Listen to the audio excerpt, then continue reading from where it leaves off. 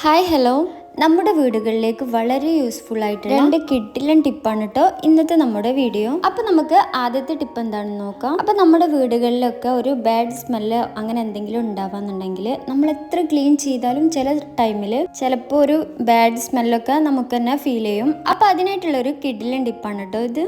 ഞാനിതവിടെ ഒരു ചെറുനാരങ്ങ കേട്ടോ എടുത്തിട്ടുള്ളത്. അത് ഇതുപോലെ കട്ട് ചെയ്തിട്ട് ആദ്യം 2 പീസായിട്ട് കട്ട് ചെയ്തിട്ട് ഇത് അതുപോലെ 4 ഇതുപോലെ കട്ട് ചെയ്യുക. എന്നിട്ട് ഇതുപോലെ ഒരു പാത്രത്തിലേക്ക് വെച്ച് കൊടുക്കുക. പിന്നെ അതിലേക്ക് ഞാൻ കുറച്ച് കല്ലുപ്പാണ് കേട്ടോ ആഡ് ചെയ്ത് കൊടുത്തിട്ടുള്ളത്. അപ്പോൾ കല്ലുപ്പില്ലാന്നുണ്ടെങ്കിൽ സാധാരണ പൊടിപ്പ് യൂസ് ചെയ്താലും മതിയാവും. പിന്നെ അതിലേക്ക് ആഡ് ചെയ്ത് കൊടുത്തിട്ടുള്ളത് ഒരു 10-20 ഗ്രാമ്പുമാണ്. ഇനി അതിലേക്ക് വൈറ്റ് വിനെഗറിലെ സുർക്ക ആഡ് ചെയ്ത് കൊടുക്കുക. അതൊരു ടീസ്പൂണൊക്കെ ആഡ് ചെയ്ത് കൊടുത്താൽ മതിയാവും.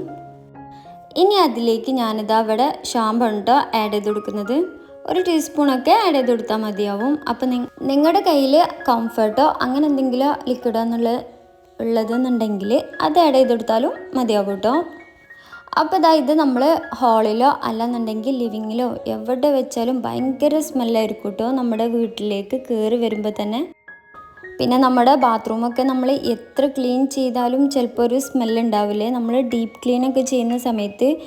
അപ്പോൾ ആ ടൈമിലൊക്കെ നമ്മളിത് ബാത്റൂമിൽ ഇതുപോലെ ആക്കി വെച്ച് കൊടുത്താൽ നല്ല സ്മെല്ലായിരിക്കും കേട്ടോ. ഇനി അടുത്ത ടിപ്പാണ് കേട്ടോ, ഒരു കിഡിലൻ ടിപ്പാണ്. അപ്പോൾ അതിനായിട്ട് നമ്മുടെ മോപ്പിൻ്റെ ആ ഒരു ക്ലിപ്പാണ്. നിങ്ങളുടെ കയ്യിൽ ഇതില്ലാന്നുണ്ടെങ്കിൽ നമ്മുടെ വൈപ്പറില്ലേ അതെടുത്താലും മതിയാവും.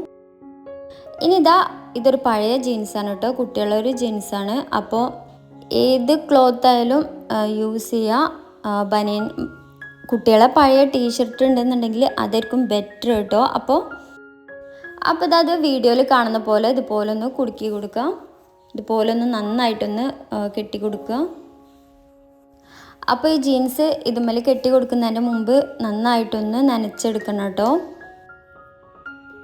അപ്പോൾ അതിവിടെ സെറ്റായിട്ടുണ്ട്. ഇനി നമുക്ക് ഇതുകൊണ്ട് എവിടെ വേണമെങ്കിലും ക്ലീൻ ചെയ്യാം. നമ്മൾ ഫാനൊക്കെ നമുക്ക് ഈസി ആയിട്ട് തന്നെ ക്ലീൻ ചെയ്തെടുക്കാൻ വേണ്ടിയിട്ട് പറ്റും കേട്ടോ.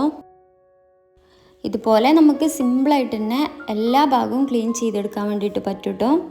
അതുപോലെ തന്നെ നമുക്ക് ക്ലീൻ ചെയ്തെടുക്കാൻ വേണ്ടിയിട്ട് ബുദ്ധിമുട്ടുള്ളൊരു കാര്യമാണ് ഈ ജനലിൻ്റെ കമ്പിയൊക്കെ അല്ലേ.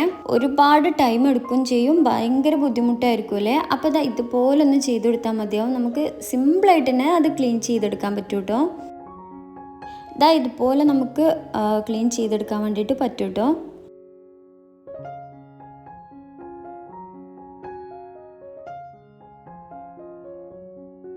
ജനലിൻ്റെ ഗ്ലാസും അതുപോലെ എല്ലാ ഭാഗവും ഈസി ആയിട്ട് തന്നെ നമുക്ക് ക്ലീൻ ചെയ്തെടുക്കാൻ വേണ്ടിയിട്ട് പറ്റും കേട്ടോ. പിന്നെ നിങ്ങൾക്ക് ഈ വീഡിയോ ഇഷ്ടപ്പെടാന്നുണ്ടെങ്കിൽ ഈ ചാനൽ ഒന്ന് സബ്സ്ക്രൈബ് ചെയ്ത് സപ്പോർട്ട് ചെയ്യാൻ വേണ്ടിയിട്ട് മറക്കരുത്.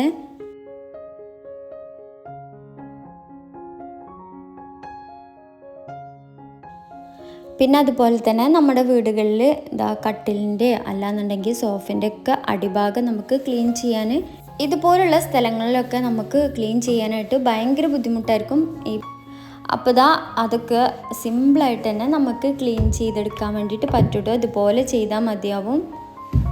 പിന്നെ നമുക്ക് ഇതുപോലെ തന്നെ ഇതന്നെ മതിയാവും കേട്ടോ നമ്മുടെ ഫ്ലോറും ക്ലീൻ ചെയ്യാൻ വേണ്ടിയിട്ട്. ചെറിയ പൊടികളൊക്കെ ഉണ്ടെന്നുണ്ടെങ്കിൽ അതൊക്കെ ഇതിൻ്റെ കൂടെ തന്നെ പോരും. അപ്പോൾ നമുക്ക് എളുപ്പത്തിൽ തന്നെ നമുക്ക് ഫ്ലോറും ഇത് വെച്ചിട്ട് ക്ലീൻ ചെയ്യാൻ വേണ്ടിയിട്ട് പറ്റും കേട്ടോ. അപ്പോൾ ഇത്രയേ ഉള്ളൂ വീഡിയോ ഇഷ്ടപ്പെടാന്നുണ്ടെങ്കിൽ സപ്പോർട്ട് ചെയ്യാൻ വേണ്ടിയിട്ട് മറക്കരുത്.